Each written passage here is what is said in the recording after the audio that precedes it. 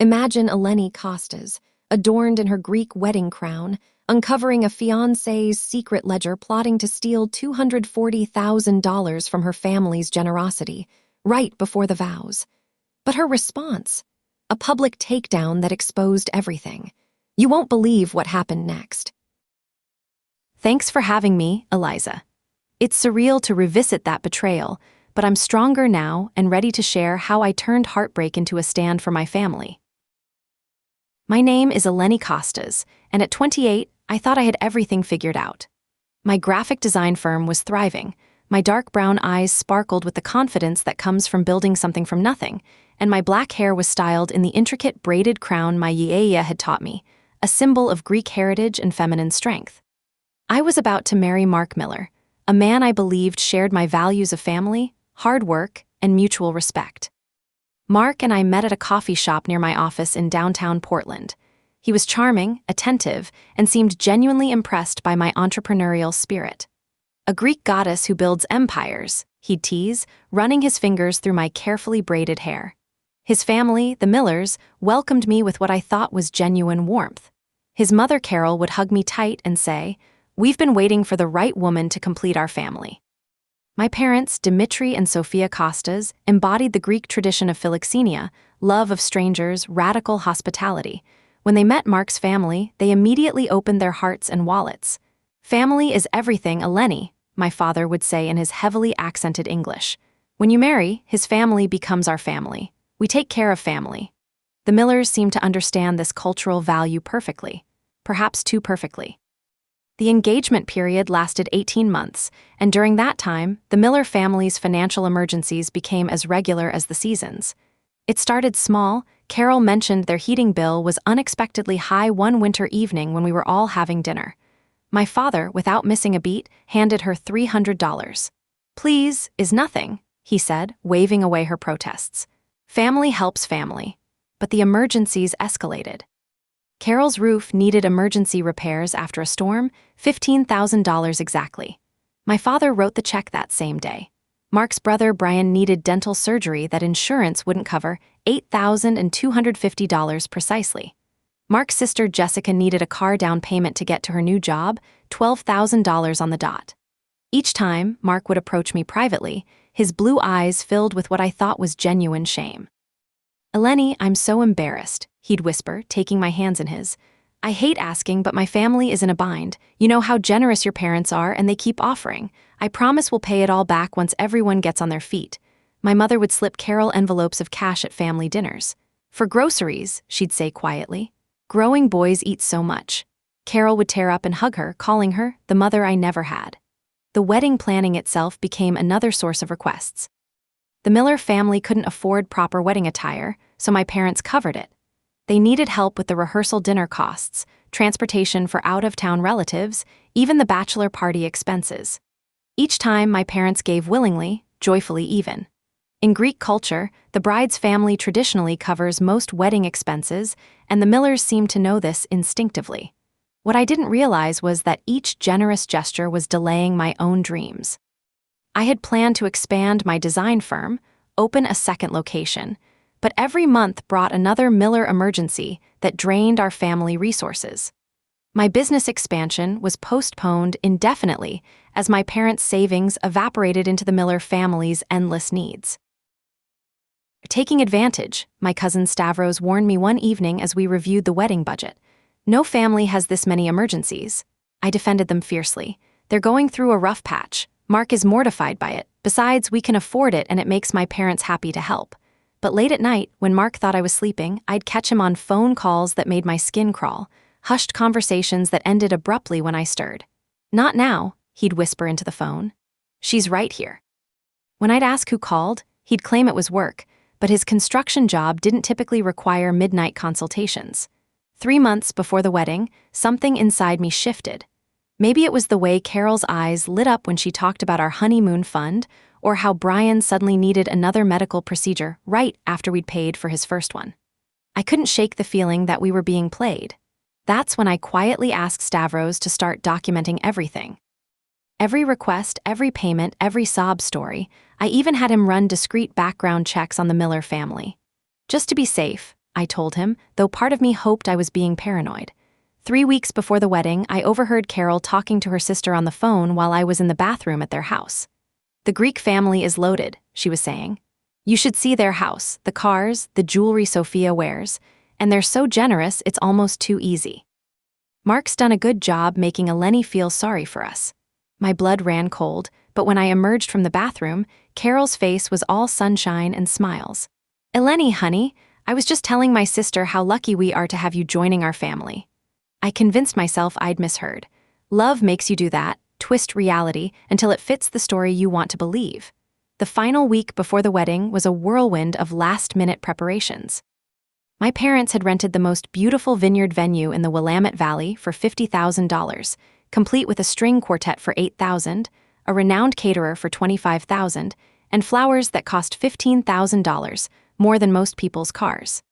The guest list had grown to over 200 people, mostly because the Miller family kept adding essential relatives who simply had to be there.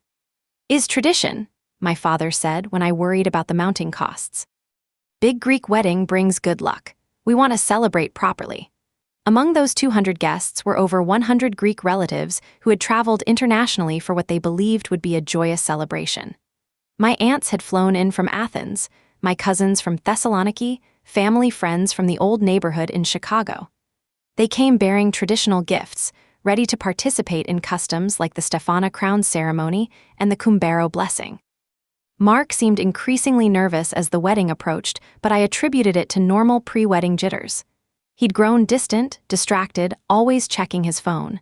When I'd try to discuss our future plans, where we'd live, when we might start a family, how we'd handle finances, he'd deflect with jokes or change the subject. "Let's just get through the wedding first," he'd say. "Then we can figure out the rest." The morning of my wedding dawned crisp and clear, with that perfect October light that photographers dream of. The vineyard was transformed into something magical, white roses and greenery everywhere, string lights twinkling in the morning sun, and the smell of fresh bread from the catering prep filling the air. I should have been radiating joy. Instead, I felt a knot in my stomach that had been growing tighter each day. I was in the bridal suite, a charming cottage on the vineyard property, getting ready with my maid of honor, my cousin Maria, and my mother. The room smelled of gardenias from my bouquet and the expensive hairspray we'd used to perfect my intricate braided crown. My reflection in the antique mirror showed a woman I barely recognized. My dark brown eyes were wide with what I thought was anticipation, my olive skin glowing with professional makeup, and my grandmother's pearl earrings catching the light. "You look like a princess from the old country," my mother said in Greek, tears streaming down her face. "Yaya would be so proud." The ceremony was scheduled to begin in exactly 10 minutes. The string quartet had already started their pre-processional music, and guests were settling into their seats. That's when there was a soft knock on the door. "Come in," I called. It was one of the groomsmen, looking sheepish. "Sorry to bother you, Eleni, but Mark left his jacket in here earlier. His mom sent me to grab it. He needs his phone from the pocket." I pointed to the chair where Mark's tuxedo jacket was draped. As the groomsman lifted it, something fell out of the inner pocket and hit the hardwood floor with a soft thud. It was a small, black moleskine notebook, the kind Mark used for work notes. But this one was different. It had a white label maker sticker on the front that read Miller Family Ledger in neat capital letters. "Oh, that's okay," the groomsman said, reaching for it. "No," I said, something in my gut telling me to stop him. "I'll make sure Mark gets it." After he left, I stared at the notebook in my hands. The logical part of my brain said to just set it aside and give it to Mark later. But something darker, a whisper of all those strange phone calls and mounting requests for money, made me flip it open. What I saw made my knees buckle. The first page was titled KOSDAS Family Extraction Plan in Mark's handwriting. Below that was a detailed spreadsheet with columns labeled Date, Expense Emergency, Family Member Targeted, Amount Received, Running Total.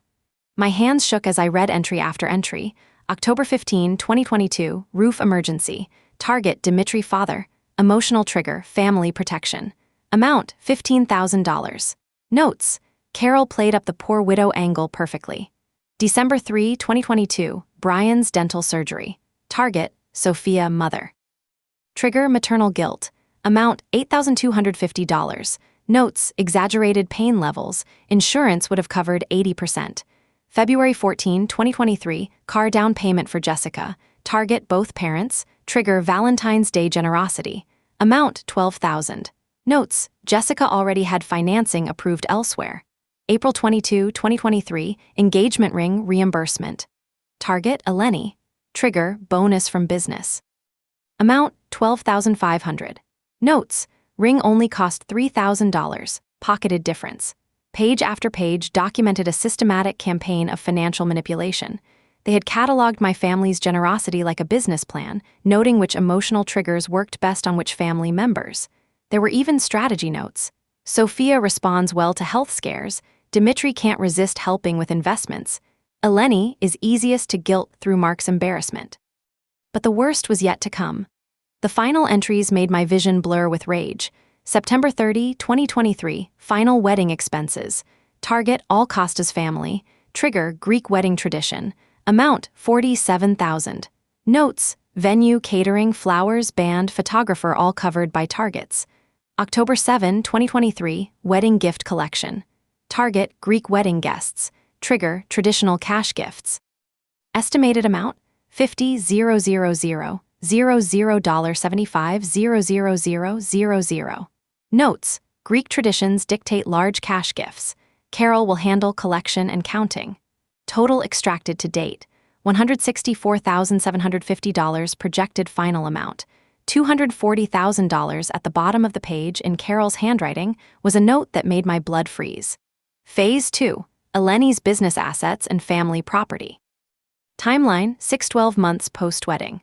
They weren't just stealing from my family, they were planning to continue the extraction after the wedding, using my marriage as leverage to access my business and my parents' assets. I wasn't a bride to them, I was a long-term investment strategy. My cousin Maria's voice seemed to come from very far away. "Eleni, you look like you've seen a ghost. What's in that book?" I couldn't speak. The gardenias from my bouquet suddenly smelled sickening. The beautiful wedding dress felt like a costume in a play I didn't know I was performing in. Every kind gesture from the Miller family, every tear Carol had shed about their struggles, every time Mark had looked ashamed to ask for help, it had all been an elaborate performance. But what really broke me was a small notation on the very last page. E doesn't suspect anything. Her family's cultural programming makes them perfect marks. Greeks can't resist playing the generous hosts. They had studied us. They had weaponized our culture, our values, our love against us. Outside, I could hear the wedding coordinator announcing that the ceremony would begin in 5 minutes. "Maria," I said, my voice strangely calm, "I need you to do something for me. Go find my father and tell him I need to speak with him privately, right now." "Eleni, what's wrong? You're scaring me." I looked at my reflection one more time. The intricate braided crown my Yaya had taught me to make suddenly felt like armor instead of decoration. My dark brown eyes, which had been soft with love and anticipation, now held something harder. "I'm about to find out exactly what kind of woman I really am," I said. My father arrived at the bridal suite within minutes, his face creased with concern. Dimitri Kostas was a man who had built his success through hard work and treating people fairly, and seeing his daughter distressed on her wedding day clearly broke his heart. "Ti ginit, agapimu?" he asked in Greek. "What's happening, my love?" I handed him the notebook without a word. As he read, I watched his face transform from confusion to disbelief to a rage I'd never seen before. His hands, weathered from years of running his construction business, trembled as he turned the pages. "These," he started in English, then switched to Greek, unleashing a stream of curses that would have made my Yaya wash his mouth out with soap. "These Maliks think we are fools." "Papa," I said quietly, "they've been planning this from the beginning. Mark never loved me. I was just access." My father's eyes filled with tears, but not of sadness, of fury. "And they think because we are Greek, because we are generous, that makes us stupid." He closed the notebook and looked at me with an intensity that reminded me why he'd been successful in business. "What do you want to do, Eleni? We can call off the wedding, send everyone home, press charges." Before I could answer, the door burst open without a knock. Carol Miller swept in, wearing a powder blue mother-of-the-groom dress that probably cost more than she'd claimed to have for groceries in a month. "Eleni, darling, it's almost time," she chirped, then her eyes landed on the open notebook in my father's hands. The cheerful mask slipped from her face so quickly it was like watching a movie character break. "You weren't supposed to see that," she said, her voice dropping to a cold whisper. She lunged forward and grabbed my arm, her manicured nails digging into my skin through the lace of my dress. "Don't you dare ruin this for my son. After everything your family has, after all the money you owe us this, you gold-digging bitch." The words hung in the air like a slap. My father stepped forward, but I held up my hand to stop him. Something crystallized in that moment. The last 18 months suddenly made perfect sense. Every emergency, every tear, every grateful hug had been a calculated performance. And now, faced with exposure, Carol's true nature was finally showing. "Gold digging?" I repeated softly, wrenching my arm free from her grip. "That's rich coming from someone who's literally kept a ledger of every cent you've stolen from my family." Carol's face flushed red. "Stolen? Your family threw money at us. We never asked for. You never asked." I flipped to a page in the notebook and read aloud. "Strategy: Carol will mention heating bill casually during dinner. When Dimitri offers help, initially refuse, then reluctantly accept. Emphasize gratitude and family bonds." I looked up at her. "That's your handwriting, Carol." "You little," she started to lunge at me again, but my father stepped between us. "Enough," he said, his voice deadly quiet. "You will not touch my daughter again." Carol's face twisted with desperation. "Don't understand. Mark loves her. This is just business planning. All families have financial arrangements." "Financial arrangements?" My voice was getting stronger now, the initial shock crystallizing into something much more dangerous: clarity. "You've stolen over $160,000 from my family. You've documented your plans to steal more after the wedding. You've treated my parents' generosity like a business opportunity. And what are you going to do about it?" Carol sneered, her mask completely gone now. "Call off the wedding? Embarrass yourself in front of 200 people. Your precious Greek reputation will be ruined. Everyone will know you couldn't keep a man." That's when I realized Carol had made a critical error. She thought I cared more about appearances than truth. She thought my Greek heritage made me weak, made me someone who would swallow humiliation to avoid public shame. She was about to learn how wrong she was. "You know what, Carol?" I said, straightening my shoulders and adjusting my intricate braided crown. "You're absolutely right. I am going to tell 200 people exactly what happened here, but not the story you think."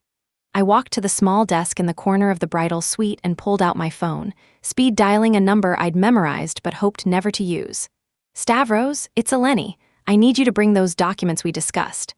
"Yes, now. To the vineyard, because we're about to settle some accounts." Carol looked confused. "What documents? Who is Stavros?" I smiled, and it wasn't a nice smile. "Stavros is my cousin. He's also a lawyer. And 3 months ago, when I started getting suspicious about your family's constant emergencies, I had him start documenting everything. Every request, every payment, every sob story. I even had him run background checks. He's been waiting in the parking lot with pre-prepared legal documents just in case." The color drained from Carol's face. "Did you know, Carol, that your roof was perfectly fine? The contractor you claimed did the emergency repair. He doesn't exist. The dental surgery for Brian, elective cosmetic work that he paid for himself with money from a side business. Jessica's car emergency, she bought that car 6 months before she claimed to need our help." My father was staring at me with something like pride. "You knew?" "I suspected," I admitted, "but I wanted to believe Mark was different. I wanted to believe he really loved me." I looked at Carol, who was backing toward the door. "But love doesn't keep ledgers, does it, Carol? You can't prove any of this," she said, but her voice was shaking. "Actually, I can." I held up my phone. "I've been recording this conversation since you grabbed my arm, and Stavros isn't just bringing documentation, he's bringing a formal invoice. An invoice. For the return of every cent you've stolen, plus interest, plus damages for fraud and emotional distress. Consider it a wedding gift to ourselves." Carol's face cycled through several expressions before landing on desperate rage. "You think you're so smart, don't you? Well, you're nothing. A pathetic little Greek girl who couldn't keep a man without her daddy's money. Mark never loved you. He was just doing his job." "I know," I said calmly. "I read the ledger, remember."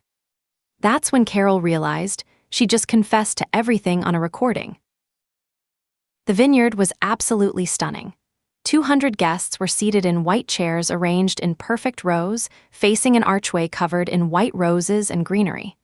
The string quartet was playing the prelude music, and the late afternoon sun cast everything in golden light. It looked like a fairy tale wedding, which made what I was about to do even more dramatic.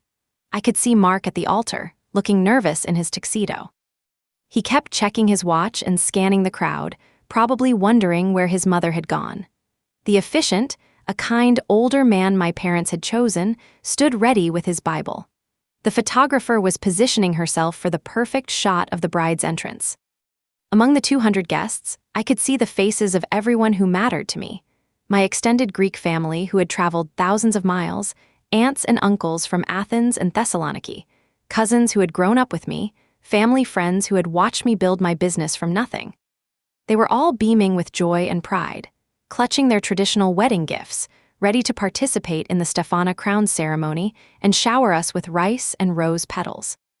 I also saw the Miller family scattered throughout the crowd, Mark's relatives who had suddenly appeared for the wedding, claiming they wouldn't miss it for the world. Now I understood why. They were here for the final collection, the big payday from traditional Greek wedding gifts that could total $50,000 to $75,000 in cash. My father offered me his arm, his face a mask of controlled fury. "Are you sure about this, Agapimou?" "I've never been more sure of anything in my life," I said, adjusting my grip on the bouquet. Hidden among the gardenias was my phone, still recording, and a folded document that Stavros had just delivered. The string quartet began the opening notes of the bridal march. Every head turned toward the back of the vineyard where I stood with my father. I could see the faces of my extended family, aunts and uncles who had flown in from Greece, cousins who had grown up with me, family friends who had watched me build my business from nothing. They were all beaming with joy and pride. As I began walking down the aisle, my intricate braided crown felt like a warrior's helmet. My dark brown eyes locked onto Mark's face, watching as his nervous smile faltered slightly. Something in my expression must have warned him that this wasn't going according to plan. The music swelled, and I moved with measured steps down the white runner. Halfway to the altar, I could see Carol slipping back into her seat in the front row, her face flushed and her eyes darting nervously between me and the exits. She whispered something urgently to Mark's father, who looked confused. Guests were pulling out their phones, already recording what they thought would be a beautiful wedding ceremony. Little did they know they were about to capture something entirely different, something that would go viral for very different reasons. When I reached the front of the aisle, standing just a few feet from Mark, I stopped. The string quartet continued playing, but I held up my hand. "Stop the music, please," I called out clearly. The quartet faltered into silence. A confused murmur rippled through the 200 guests. Mark's face went from confusion to alarm. "Eleni," he said quietly. "What's wrong?" I turned to face the crowd, still holding my father's arm. "Thank you all for being here today," I said, my voice carrying clearly across the vineyard. "I know many of you have traveled a long way to celebrate what you thought was going to be a wedding." The murmur grew louder. I could see my mother in the front row, her face creased with worry. My business colleagues looked puzzled. Mark's family members were starting to shift uncomfortably in their seats. Several guests were now openly filming with their phones, sensing that something dramatic was about to unfold. "But I've recently discovered," I continued, reaching into my bouquet and pulling out the black moleskin notebook, "that this event was never really about love or marriage. It was about something else entirely." Mark lunged toward me. "Eleni, don't what, Mark?" I stepped back, my father moving protectively beside me. "Don't tell our guests about your family's business plan. Don't share the Miller family ledger?" I opened the notebook and held it up so everyone could see. "This is a detailed accounting of every dollar your family has extracted from mine over the past 18 months.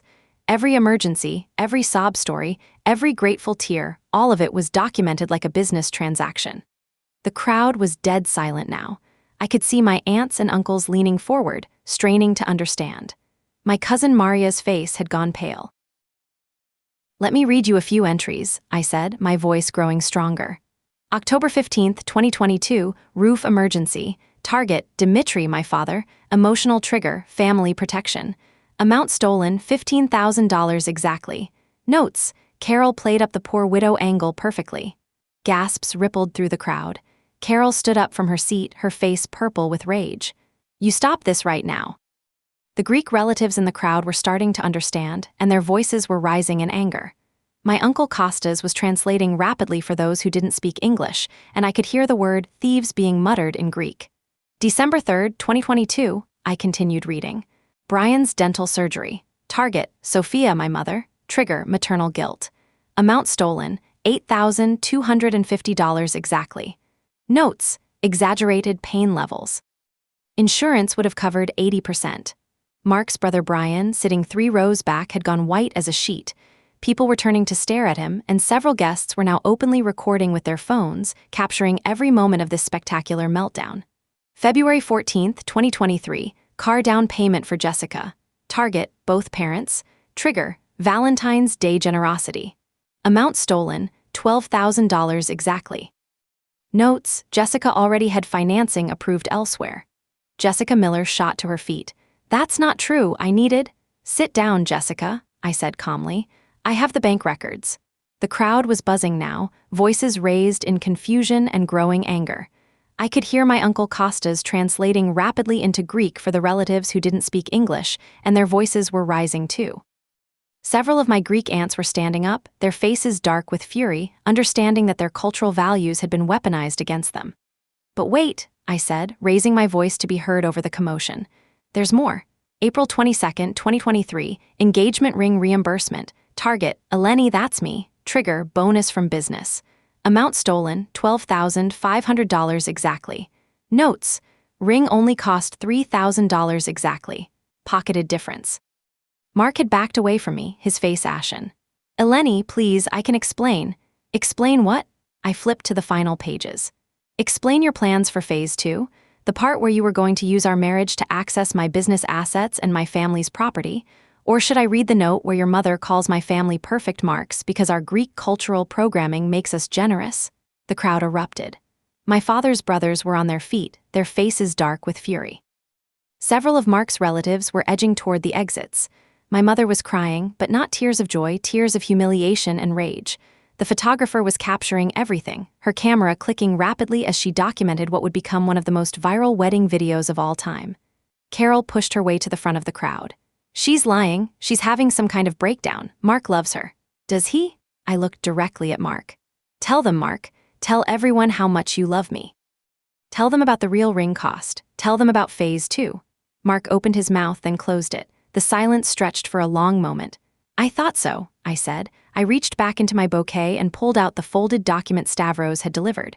Since this was never really a wedding, I thought we should handle it like the business transaction it always was. I walked over to Mark and held out the papers. This is for you and your family. With shaking hands, he took the document and unfolded it. As he read, his face went from pale to green. What is it? Carol demanded, snatching the papers from him. It's an invoice, I announced to the crowd. From my legal team, for the return of $164,750 exactly in fraudulently obtained funds, plus interest, plus damages for emotional distress and fraud, plus legal fees. Total amount due, $243,892 exactly. The crowd exploded into chaos. Carol was screaming, Mark was backing away, and several of the Miller relatives were openly fleeing toward the parking lot. My Greek relatives were on their feet, shouting in a mixture of English and Greek that didn't need translation. The phones recording the scene were capturing every moment of this spectacular justice. You have 30 days to pay, I called out over the noise, or we'll be filing criminal charges for fraud and theft. That's when Carol completely lost her mind. She's crazy, she shrieked, clutching her chest. She's having a psychotic break. Someone call 911, I'm having a heart attack. She's trying to kill me. She collapsed dramatically onto the ground, rolling around and gasping theatrically. My heart, she's trying to murder me. I looked down at her performance with complete calm. The only thing dying here, Carol, is your con game. But several guests, not knowing the full story, were already pulling out their phones to call for help. Within minutes, I could hear sirens in the distance. The scene was absolute chaos now, guests standing and shouting, phones recording from every angle, Miller family members fleeing, and Carol writhing on the ground in her fake medical emergency. I turned back to the crowd one final time. I want to thank you all for being here today. You came to celebrate what you thought was a wedding, but instead you've witnessed something much more important, justice. I looked at my parents, who were standing together now, my mother's arm around my father's waist. Mama, Papa, I'm sorry you had to learn about this here in front of everyone, but I couldn't let them steal one more cent from our family. My father stepped forward and pulled me into a fierce hug. You did right, Agapimu. You are stronger than any of us knew. The paramedics arrived just as I was walking back up the aisle, my intricate braided crown still perfectly in place. They rushed to Carol, who was still performing her heart attack, though she seemed to recover remarkably quickly when she realized no one was buying it. As I reached the back of the vineyard, I turned for one last look at the chaos I'd created. Mark was standing alone at the altar, abandoned by his fleeing family members, holding an invoice for $250,000. The string quartet was packing up their instruments. Guests were clustering in groups, some offering comfort to my family, others demanding explanations from the remaining Millers. It wasn't the wedding I'd planned, but it was exactly the justice my family deserved. The next few hours were a blur of police reports, witness statements, and the most satisfying cleanup of my life. The paramedics confirmed what everyone already knew: Carol was perfectly fine, just dramatically disappointed that her long con had been exposed. The police were very interested in the detailed ledger, especially when my cousin Stavros arrived with boxes of supporting documentation that he'd been carefully collecting for months. As the last of the guests filtered out of the vineyard, offering hugs and promises of support to my family, I found myself sitting alone on the steps of the bridal cottage. I was still in my wedding dress, my intricate braided crown slightly askew now, watching the catering staff pack up what should have been my reception dinner. My phone had been buzzing constantly, friends who'd heard about the dramatic wedding that wasn't, business colleagues expressing support, even a few reporters who'd somehow gotten wind of the story. Several of the wedding guests had already posted videos online, and the #GreekWeddingJustice was starting to trend. But I'd turned off my phone. I needed a moment of quiet to process what I'd just done. Eleni. I looked up to see my mother approaching, carrying 2 glasses of wine and a small plate of the appetizers that would now go uneaten. Eleni Kostas looked older than she had that morning, the weight of betrayal aging her in real time. "Mama," I said, scooting over to make room for her on the steps. She sat down beside me and handed me a glass of wine. "Your father is giving statements to the police. They want to know if we're pressing charges. Are we?" My mother took a sip of wine and stared out at the vineyard, where workers were dismantling the altar where I should have been married. "What do you think we should do?" It was such a Greek mother question, asking my opinion while already knowing exactly what she thought we should do. "I think," I said carefully, "that they need to face consequences, not just for the money, but for what they did to our family. They studied us, Mama. They weaponized our culture against us." "Your father is very angry," she said quietly. "I have never seen him so angry. He keeps saying they made him look like a fool. Papa's not a fool. None of us are. We're generous, and they took advantage of that." My mother nodded slowly. "The police officer," she said, "with the ledger and all the documentation your cousin has, it's a very strong case. Fraud, theft, conspiracy. The Miller family could go to prison." We sat in comfortable silence for a moment, watching the sun set over the vineyard. It really was beautiful here. In another timeline, this would have been the perfect ending to the perfect wedding day. "Do you regret it?" my mother asked. "Exposing them like that in front of everyone?" I thought about it seriously. "No, I regret that it was necessary. I regret that Mark never loved me. I regret that we wasted 18 months and over $100,000 on people who saw us as marks instead of family. But I don't regret refusing to let them get away with it." "Your Yaya would be proud," my mother said, reaching up to straighten my braided crown. "She always said Greek women are made of steel wrapped in silk." 3 months later, I was sitting in my office, reviewing designs for a new client, when my assistant buzzed me with news about the Miller case sentencing. Mark, Carol, and Brian had all been sentenced to prison terms ranging from 3 to 5 years. Jessica had cooperated with prosecutors and received probation. The civil case had resulted in full restitution plus damages. My family recovered every cent they'd stolen, plus additional compensation for emotional distress. More importantly, the viral videos from the wedding had brought unexpected benefits to my business. Clients saw someone who stood up for herself and her values, someone who couldn't be taken advantage of. The story of the Greek wedding justice had resonated with people around the world who'd faced similar betrayals. I'd learned something profound about myself that day at the vineyard. I was stronger than I'd ever imagined. I could handle betrayal, public humiliation, and financial fraud without losing my essential self. The intricate braided crown my Yaya had taught me to make wasn't just a hairstyle. It was a symbol of the strength that had been passed down through generations of Greek women who'd faced much worse than a con artist family. That evening, I had dinner with my parents at their house. My mother had made my favorite, pastitsio and a Greek salad with tomatoes from her garden. My father was in a good mood because the legal proceedings had exceeded all expectations. "Do you regret being generous?" I asked them over dinner. Do you wish you'd been more suspicious of people asking for help? My parents exchanged a look. Eleni, my father said seriously, there will always be people who try to take advantage of kindness. But if we let them turn us into suspicious, selfish people, then they win twice, once when they steal from us and again when they steal who we are. Your father is right, my mother added.